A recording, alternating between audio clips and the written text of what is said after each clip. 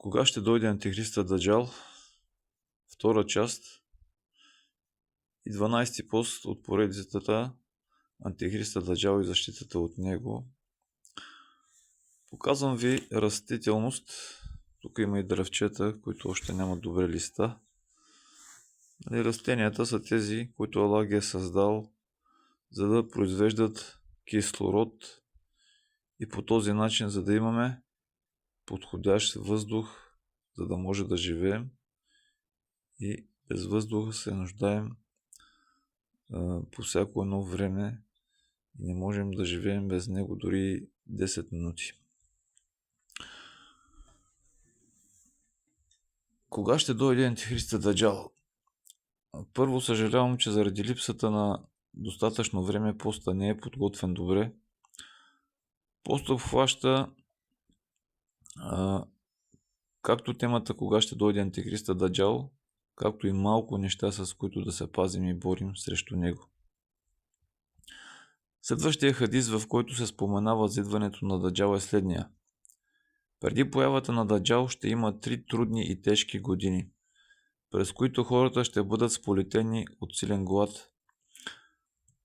През първата година Аллах ще повели на небето да задържи 1/3 от дъжда си и ще повели на земята да задържи 1/3 от растенията си.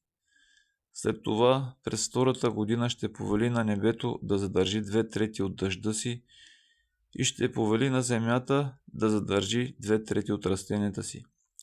И след това през третата година ще повели на небето да задържи целия си дъжд и няма да капне дори една капка, и ще повели на земята да задържи всичките си растения и няма да поникне нищо зелено.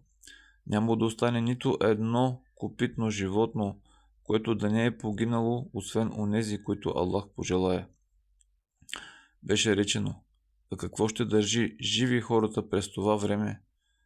Той, пратеника салалаху алейхи ва салям, отговори: изричането на техлил, ла илаха илляллах, няма друг Бог истински достоен да се обожава с искреност освен Аллах, текбир, Аллаху екбер, Аллах е най-велик, и техмид, елхамдулилях, слава на Аллах.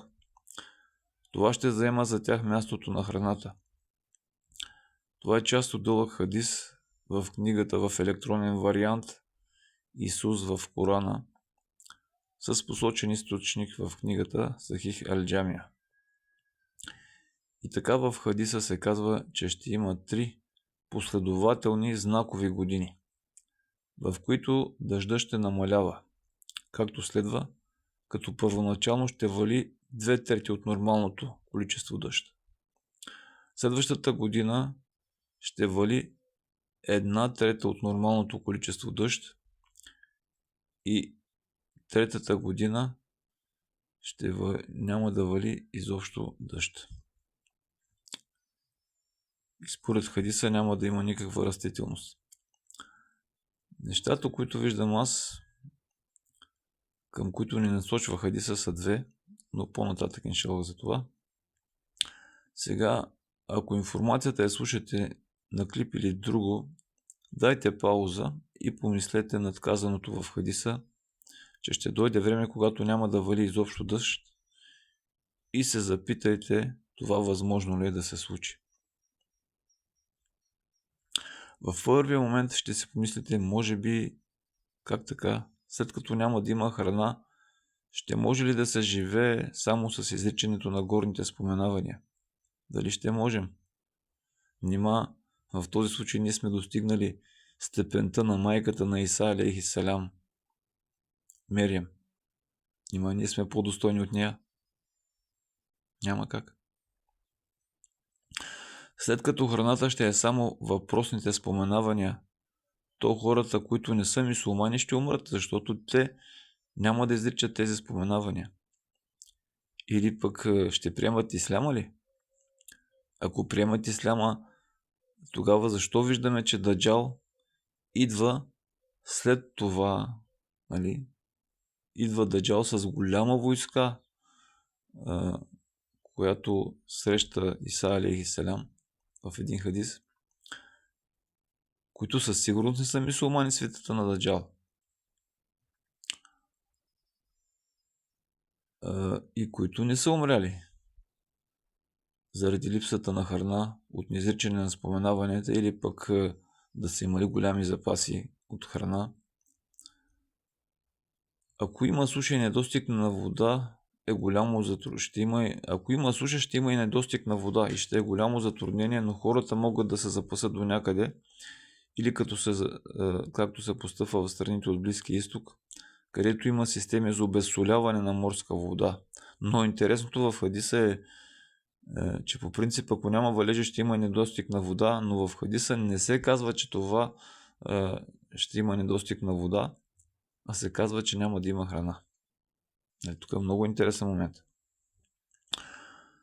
Но има един друг детайл, съвсем прост, който се пренебрегва масово и който е необходим за пълноценното функциониране на организма на хората и от съществена необходимост преди храната и преди водата. И това е въздуха. Ако това в хадиса се осъществи, да няма растителност, да няма валежи, да няма растителност, първото, което няма да има, е подходящ въздух за дишане. Защото знаем, че растенията са тези, които произвеждат кислород, за да има по този начин подходящ въздух за дишане, което е жизнено необходимо за хората и всички други организми на Земята. И ако, както е според хадиса, няма да има растителност, аз не знам изобщо как ще има живот. Няма да може да има живот, щом няма има растителност, след като няма валежи, няма да може да има и чист въздух. Изобщо въздух няма да има как да дишаме. Защото за храна и за вода човек може до някой да се запаси и да живее доста дълго с по-ограничена консумация на храна, но от въздух се нуждае най-много и не може да изкара и 10 минути без въздух. Това показва, че това да няма дъжд, така както е описано в хадиса, най-вероятно няма да се случи. Аллах знае най-добре. Всичко това за мен лично, а Аллах знае най-добре истината каква е, ме кара да насочим вниманието си в друга посока. Изреченето на нещо не носи ли полза само ако се вярва в изреченето и ако се действа според изреченото? Каква полза да изречеш нещо, а да действаш против изреченото? Прието ли е да изричаш, така както е в хадиса ля иляха илlallah, а делата ти да са срещу ля иляха илlallah? Защото ще видите, иншаллах, в предните постове, че большинството от тези, които изричат ля иляха илlallah, действат против ля иляха илlallah. Какъвто бях и аз преди този хадис да промени коренно възгледите ми, разбирането за този хадис да промени коренно възгледите ми. В хадиса се казва, че изреченето на техлил ля иляха илlallah, което означава няма друг истински Бог достоен да се облажава с искреност освен Аллах. Текбир, Аллаху екбер, Аллах е най-велик, и техмид, елхамдулилях, слава на Аллах, това ще заема за тях мястото на храната. От това, което наблюдаваме в реалността и това, което е намекнато в хадиса, най-вероятно ще има оскъдица на храна, която е произведена и съобразена с условията и изискванията на това, на което е носител изричането на ля иляха илlallah. Няма да има храна произведена и съобразена с Аллаху екбер и няма да има храна произведена и съобразена с елхамдулилях. И това ще се е осъществило в следствие на подготвянето на идването на Даджал.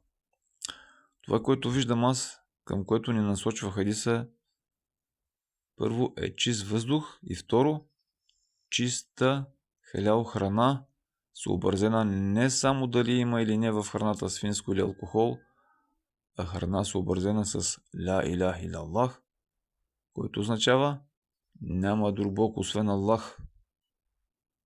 Няма друг Бог освен Аллах. Ля илях илаллах. И колко е логично това, защото Даджал какво ще казва? Аз съм вашия Бог. Ля илях илаллах какво означава?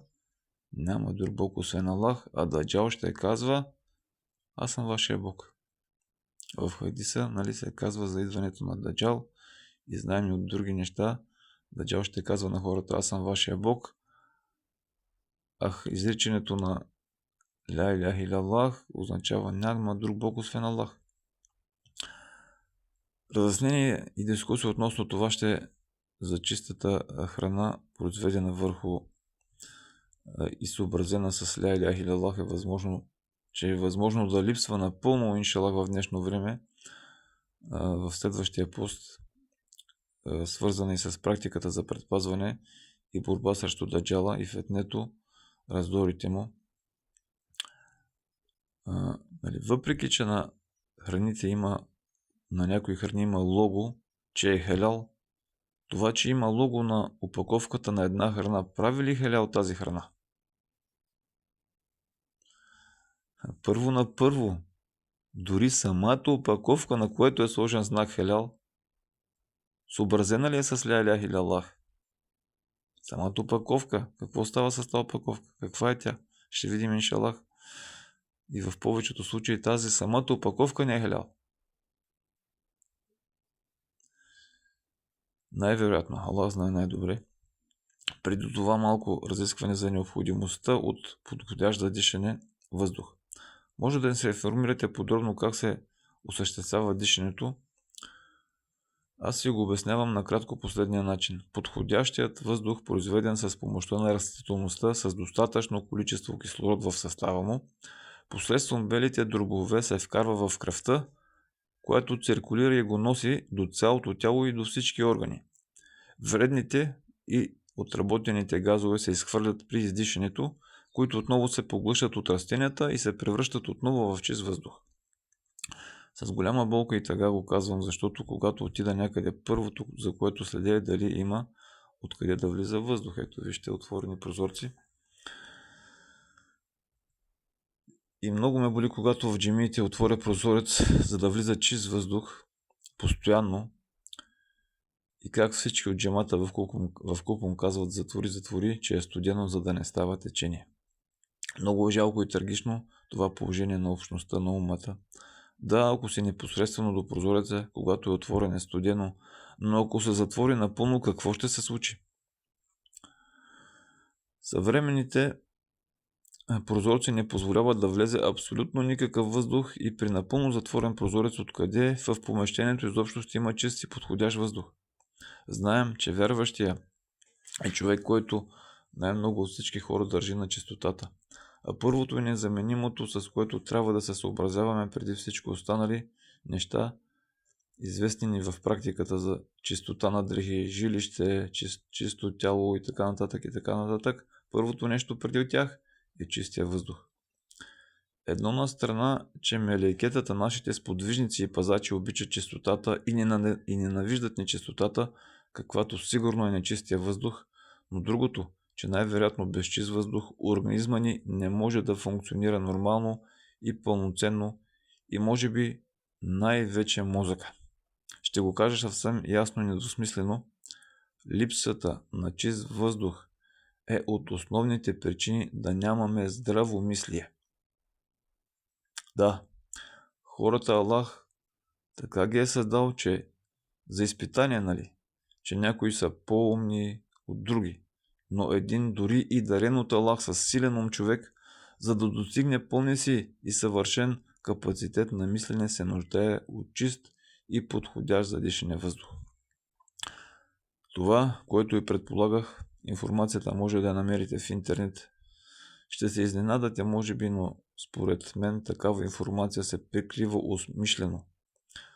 Защото свитата на Даджал нямат интерес от здравомислещи хора, а напротив, отколкото се може по-нездравомислещи.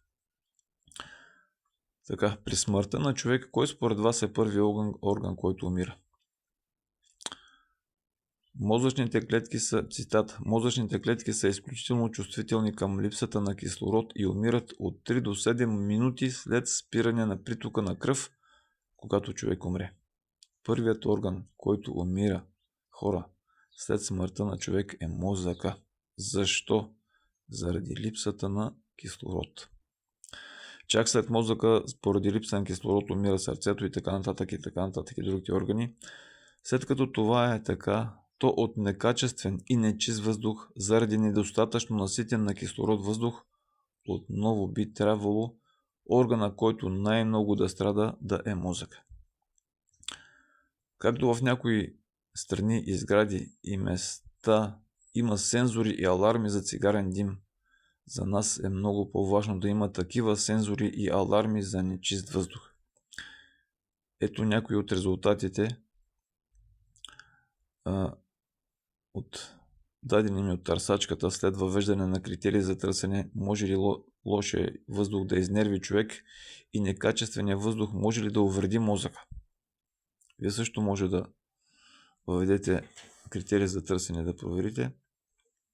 Нещата, които не мога да ги спомена в поста, ще ги поместя иншалах или в коментарите, или в описанието. Да, отговорите на търсачката. Да, лошото качество на въздуха влияе сериозно на нервната система, като съвременните изследвания показват, че замърсителите могат да достигнат до мозъка и да причинят трайни увреждания. Високите нива на фини прахови частици и токсини предизвикват възпалителни процеси в централната нервна система. Ето как замърсения въздух влияе върху нервната система и психика. Когнитивни увреждания. Токсините във въздуха нарушават невронните връзки в главния мозък, което може да доведе до влошаване на паметта, концентрацията и когнитивните функции. Психични разстройства. Налице е силна връзка между замърсения въздух и повишения риск от депресия, тревожност и поведенчески разстройства. Невродегенеративни заболявания. Дългосрочното излагане на мръсен въздух се свързва с по-висок риск от развитие на болести като Алцхаймер и Паркинсон, а според други отговори и деменция. Според някои източници пък има изследвания, според които фактор за развитието на шизофрения е системното излагане в детските години на нечист въздух. Аллах да ни пази. Влияние върху подрастващите. Замърсяването може да направи децата по-неуправляеми поради влиянието на токсините върху развитието на мозъка. Аллах да паси нашите деца. Механизъм на действие. Фините прахови частици са толкова малки, че могат да преминат през белите дробове, да навлязат в кръвообращението и да достигнат директно до мозъка, преминавайки кръвно-мозъчната бариера. Това предизвика хронично възпаление и оксидативен стрес в мозъчната тъкан. Субханаллах! Субханаллах! Освен това, горещото време, съчетано с лошо качество на въздуха, може допълнително да изостри поведенческите и психичните проблеми. Лошото качество на въздуха, мръсния въздух е фактор, който влияе негативно на нервната система и може да причини раздразнение, стрес и безпокойство. Раздразнението откъде идва? Кой ни кара да се ядосваме? Шейтана. Няма данни качественият чист въздух да изнервя човека. Напротив, изследванията показват следното. Лошият въздух вреди високите нива на замърсители във въздуха, причиняват възпаление в централната нервна система, което може да доведе до промени в настроението, когнитивни проблеми и повишена нервност. Давам ви един сайт с много интересна информация за това, кое вреди и кое е от полза за мозъка. От информацията в този сайт става ясно, че сякаш системата и съвременния начин на живот, основно храненето, сякаш работи с цел да убие мозъка на човека. Аллах да ни помага и на нашето поколение. Следва продължение, иншааллах.